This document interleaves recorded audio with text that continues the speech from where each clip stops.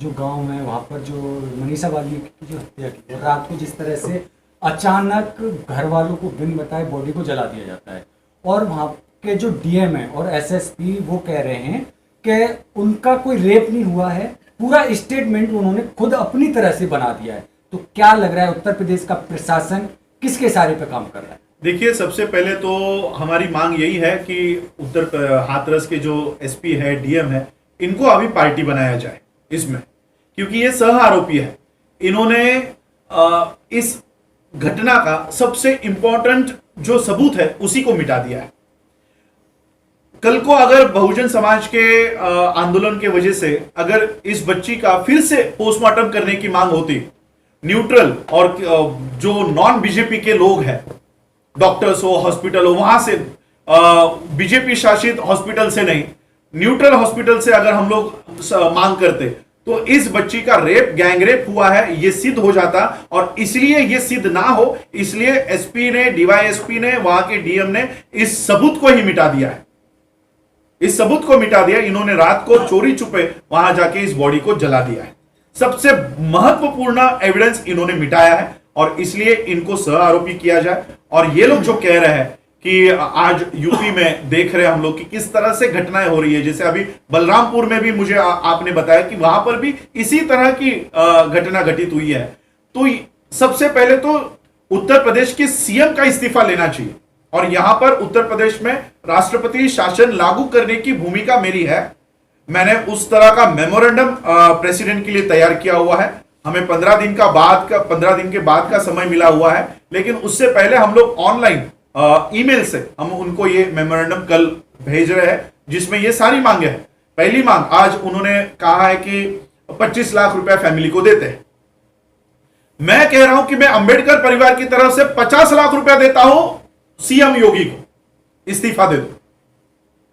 50 लाख रुपया मैं देता हूं, सीएम योगी ने सीएम पद का इस्तीफा देना चाहिए। हमको तो तुम्हारे 25 लाख रुपए नहीं चाहिए, आपकी नौकरी नहीं चाहिए, आपका घर नहीं चाहिए। हमारे परिवार को, हमारे समाज को हम संभालने के लिए सक्षम है। पूरा देश नहीं, पूरे वर्ल्ड से लोग हमारे इस एक परिवार को संभाल सकते हैं। हमको इनके दया के ऊपर नहीं जीना है। हमारी जो मांगे है वो मांगे पूरी करो। पहली कि यहां पर स्पेशल कोर्ट का नियोजन होना चाहिए, स्पेशल कोर्ट बैठना चाहिए, यहां के सीएम का इस्तीफा होना चाहिए। इस तरह की हम लोगों ने वहां पर मांगे रखी है। ये सारा है, और ये जो पुलिस प्रशासन है, इनको पार्टी बनाया जाए, सह आरोपी बनाया जाए। क्या जिस तरह से वहां पर मैंने खुद जाके देखा, एक तरह से वहां पर एक उनके घर वालों को एक जगह कैद कर दिया गया, क्या इस तरह से लोकतंत्र में क्या एक दलित होना एक अपराध बन गया है, जिस तरह से उत्तर प्रदेश में एक तरह से ये घटना सामने आती है? जी देखिए, मैंने पहले ही कहा कि ये लोग राम राज्य जो हुआ करता था उसे वापस लाना चाहते हैं। और राम राज्य में मैं तो ये दलित जो शब्द है ये अनकॉन्स्टिट्यूशनल है। महाराष्ट्र के नागपुर बेंच ने इसे अनकॉन्स्टिट्यूशनल घोषित किया। महाराष्ट्र में तो इस शब्द को उच्चारना गाली है, बैन है ये शब्द महाराष्ट्र में। लेकिन अनुसूचित जाति के जो लोग हैं उनके ऊपर ये घटनाएं अभी बढ़ती हुई दिखाई दे रही है। ये एक संकेत है कि ये फिर से उसी 2500 सालों पहले की व्यवस्था फिर से एस्टैब्लिश करवाना चाहते हैं।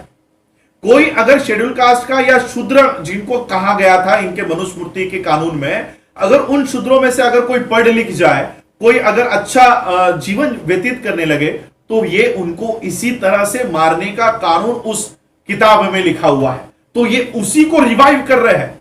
ये रिवाइव ऑफ मनुस्मृति चल रहा है इस देश में, रिवाइवल ऑफ मनुस्मृति चल रहा है। और अगर मनुस्मृति को जिंदा होना है तो संविधान को मरना होगा, और इसलिए ये संविधान को रोज हत्या संसद से चल रही है। किसानों का कानून बनाया गया, संविधान की हत्या है। लेबर लॉ बनाए गए, संविधान की हत्या है। नीट लागू कर दिया गया, संविधान की हत्या है। राम राज्य में कहा गया है कि शूद्रों को पढ़ाई लिखाई करने का अधिकार नहीं होगा, और वही नीट कहता है कि आप 12वीं पास कैसे हो गए, इसके बाद हमारी नीट परीक्षा देनी होगी, इसमें पास हो गए तो ही आगे की पढ़ाई होगी। यह मनुस्मृति का कानून है सर।